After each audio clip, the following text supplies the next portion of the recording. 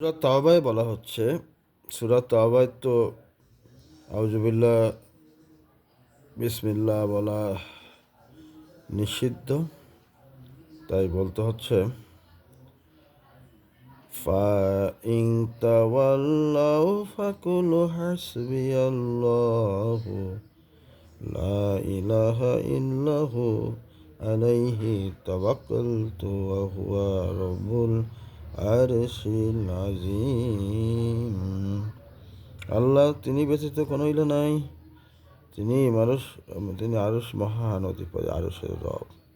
এরপর যদি তারা মুখ ফিরে নেয় তাহলে তুমি বলে দাও, আল্লাহ আমার জন্য যথেষ্ট, তিনি ছাড়া কোনো মাবুদ নেই। সূরা তাওবার ফাইন তাওয়াল্লাহু ফাকুল হাসবিয়াল্লাহু লা ইলাহা ইল্লাহু আলাইহি তাওয়াক্কালতু ওয়া হুয়া রাব্বুল আরশিল আযীম।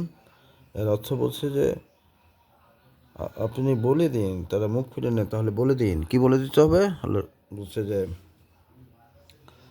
অবশ্যই আল্লাহ আমার জন্য যথেষ্ট, তিনি ছাড়া কোনো মাবুদ নেই, আর আমি তারই উপর ভরসা করি এবং তিনি হচ্ছেন মহান আরশের অধিপতি। সূরা তাওবা। আল্লাহ আরশের উপর সমীহীন, দয়াময় আল্লাহ আরশের উপর সমীহীন।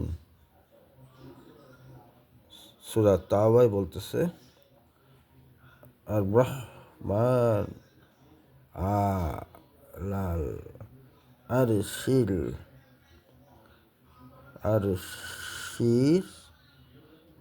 তাওয়া, দয়াময় আল্লাহ আরশের উপর সমীহীন।